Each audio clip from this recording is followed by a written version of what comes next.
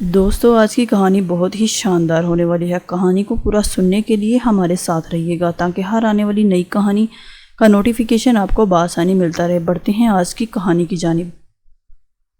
میرے گھر والوں کو میری شادی کی بہت ہی زیادہ فکر تھی، اس لیے ہر وقت میرے رشتے دیکھے جا رہے تھے کیونکہ میں اپنے گھر کا اکلوتا بیٹا تھا۔ میرے لیے ایسی لڑکی کی تلاش تھی جو بہت ہی زیادہ خوبصورت ہو۔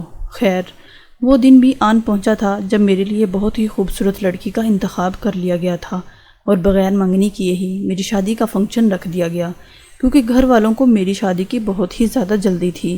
جیسے ہی بارات لے کر میں شادی ہال میں پہنچا، بہت ہی شایان و شان سے میرا استقبال کیا گیا۔ میرے سسرال والے دیکھنے میں بہت ہی زیادہ اچھے لگ رہے تھے۔ جیسے ہی مجھے سٹیج پر بٹھایا گیا، تھوڑی ہی دیر گزری تھی کہ میری دلہن کو بھی میرے ساتھ بٹھا دیا گیا۔ جیسے ہی میری نظر اس پر پڑی تو اس نے خود کو بہت ہی زیادہ دوپٹوں میں چھپا رکھا تھا۔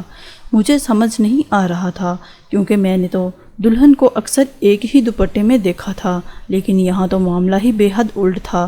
مجھے لگا کہ شاید ان کی کوئی رسم ہوتی ہے تاکہ کسی غیر مرد کی نظر عورت پر نہ پڑ سکے، اس لیے میں نے اپنے دل کو تسلی دے لی۔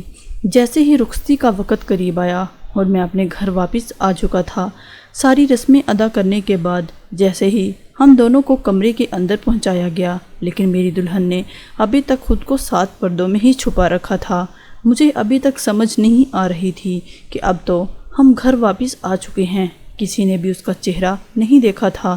شادی ہال میں بھی لوگ عجیب طرح سے تبصرے کر رہے تھے کہ یہ تو پہلے ہی دلہن دیکھی ہے جس نے خود کو 7 پردوں میں چھپایا ہوا ہے۔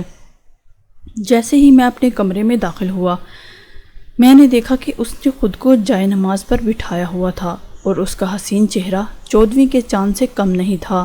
وہ سرخ لباس میں کوئی آسمان سے اتری ہوئی پری لگ رہی تھی۔ جیسے ہی اس نے نماز ختم کی تو وہ میری طرف دیکھنے لگی اور کہنے لگی، آپ کون ہیں؟ مجھے اس کے اس طرح سوال کرنے پر بہت ہی زیادہ ہنسی آ گئی۔ میں نے کہا کہ میں وہی ہوں جس سے تم نے شادی کی ہے۔ کہنے لگی، میں نے پہلے کسی غیر مرد کا چہرہ نہیں دیکھا، اس لیے مجھے نہیں پتہ چلا، اور اس نے مجھے کہا کہ میں معافی کی طلبگار ہوں کہ آپ نے مجھے دلہن کے روپ میں نہیں دیکھا کیونکہ شاید وہ اپنا سارا میک اپ اتار چکی تھی۔ نماز پڑھنے کے لیے اس نے خود کو نارمل حالت میں کر لیا تھا۔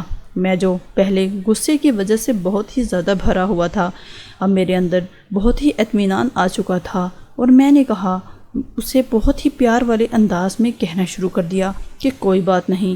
پھر میں نے اسے اپنے دل کی بات کہی کہ شادی ہال میں سب لوگ طرح طرح کی باتیں بنا رہے تھے کہ تم نے کسی کے ساتھ بھی کوئی پکس نہیں بنوائی تھی۔ کہنے لگی، میرا دل نہیں چاہتا تھا کہ میں کسی غیر مرد کے سامنے اپنی تصویریں کھنچاؤں۔ مجھے اس کی ان باتوں نے مزید اپنے قریب کر لیا تھا۔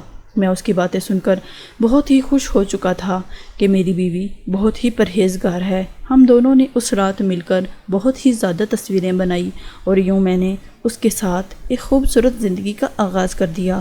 وقت گزرنے کے ساتھ ساتھ مجھے علم ہو گیا تھا کہ میری بیوی بہت ہی اچھی خاتون ہے، لیکن مجھے نہیں پتا تھا کہ ایک دن مجھے یہ سب کچھ بھگتنا پڑ جائے گا۔ میرے کچھ دوست باہر گھومنے کا پلان بنا رہے تھے، اس لیے انہوں نے مجھ سے بھی ضد کرنا شروع کر دی کہ میں بھی ان کے ساتھ جاؤں، لیکن میں اپنی بیوی کو چھوڑ کر نہیں جانا چاہتا تھا، اور میری بیوی یہ بات سن کر بہت ہی زیادہ اداس ہو گئی تھی۔ میں اپنی بیوی کو دلاسا دے کر اپنے دوستوں کے ساتھ گھومنے کے لیے نکل پڑا۔ پھر میرے دوست مجھے ایک ایسی جگہ لے گئے جہاں پر سوائے عورتوں کے اور کوئی بھی موجود نہیں تھا۔ مجھے یہاں آ کر ذرا بھی اچھا نہیں لگ رہا تھا۔ جیسے ہی ایک عورت میرے سامنے آئی تو اسے دیکھ کر میرے اوپر قیامت ٹوٹ چکی تھی، کیونکہ وہ کوئی اور نہیں بلکہ میری اپنی بیوی تھی جس نے خود کو 7 پردوں میں چھپا رکھا تھا۔ میں اسے دیکھتے ہی پہچان چکا تھا، لیکن نہ جانے اب وہ کہاں چلی گئی تھی۔ مجھے سمجھ نہیں آ رہا تھا کہ وہ یہاں کیا کر رہی ہے۔ جیسے ہی میں نے کسی آدمی سے اس لڑکی کے بارے میں پوچھا تو وہ آدمی کہنے لگا، یہ لڑکی تو بہت ہی زیادہ قیمتی ہے، اگر تمہیں چاہیے ہو تو تمہیں اس کی مالیت دینی پڑے گی۔ میں اس آدمی کی باتیں سن کر طیش میں آ چکا تھا اور میں نے اسے مارنا شروع کر دیا۔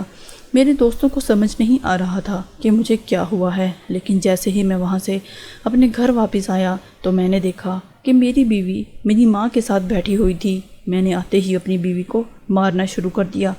جیسے ہی میری ماں نے مجھ سے پوچھا تو میں نے اپنی ماں کو ساری حقیقت بتا دی۔ میری ماں کہنے لگی تمہیں کوئی غلط فہمی ہوئی ہے کیونکہ تمہاری بیوی تو سارا دن میرے پاس ہی رہی ہے۔ مجھے سمجھ نہیں آ رہا تھا یہ سب کچھ کیا ہو رہا ہے۔ ایک وہ عورت جس کو میں نے وہاں دیکھا اور یہاں پر تو میری بیوی بیٹھی ہوئی تھی۔ میں اگلے دن دوبارہ ہی اسی جگہ پر چلا گیا تھا کہ کل والی لڑکی کی تصدیق کر سکوں۔ جیسے ہی میں اس جگہ پر پہنچا تو مجھے اس لڑکی سے ملوا دیا گیا، لیکن وہ لڑکی تو واقعی میری بیوی کی طرح لگ رہی تھی، لیکن میں نے تو اپنی بیوی کو بہت زیادہ مارا تھا۔ اس کے چہرے پر زخموں کے نشان تھے، لیکن جو لڑکی میں دیکھ رہا تھا اس کے چہرے پر تو ایک بھی نشان نہیں تھا۔ میں نے اسے دیکھتے ہی پوچھا آخر تم کون ہو؟ وہ کہنے لگی تمہیں تحمل سے میری بات سننا ہوگی۔ میرے پاس کوئی اور چارہ نہیں تھا سوائے اس کی بات سننے کے۔ وہ کہنے لگی تمہاری بیوی میری جڑواں بہن ہے، دیکھو آج میں تمہیں اپنی ساری کہانی سناتی ہوں۔ وہ بہت ہی نیک عورت ہے، ہم 2 بہنیں تھیں اور بہت ہی زیادہ خوبصورت تھی۔ ایک دن اچانک جب ہم دونوں بہنیں اسکول جا رہی تھی تو مجھے کسی نے اغوا کر لیا تھا اور اس نے میرے ساتھ بہت ہی برا سلوک کیا اور مجھے اس کوٹھے پر چھوڑ کر چلا گیا۔ میرے اوپر ظلم کے پہاڑ توڑے گئے، اس لیے میں یہاں پر سب کچھ کرنے پر مجبور ہو گئی، لیکن میری بہن کا اس میں کوئی بھی قصور نہیں ہے۔ وہ بہت ہی شریف لڑکی ہے، اس لیے تم اس سے کوئی بھی بات مت کرنا۔ مجھے خود سے بھی گھن محسوس ہو رہی تھی کہ میں نے بنا تصدیق کیے ہی اس پر جا کر ہاتھ اٹھا دیا تھا، اور اپنی آپ بیتی سناتے ہی وہ خود ہی پھوٹ پھوٹ کر رونے لگی۔ پھر تھوڑی ہی دیر بعد میں گھر واپس آ چکا تھا۔ جیسے ہی میں نے اپنی بیوی کو دیکھا میں اس کے قدموں میں گر کر معافی مانگنے لگا۔ پھر میں نے اپنی بیوی کو بتایا آج میں تمہاری بہن سے مل کر آ رہا تھا، اس لیے میں تم دونوں میں کوئی بھی فرق محسوس نہیں کر پایا۔ میری بیوی میری بات سن کر دنگ رہ چکی تھی۔ میں نے اپنی بیوی کو کہا اس لیے مجھے معاف کر دینا، مجھے ذرا بھی پتہ نہیں چلا کہ اس میں میرا بھی کوئی قصور نہیں ہے۔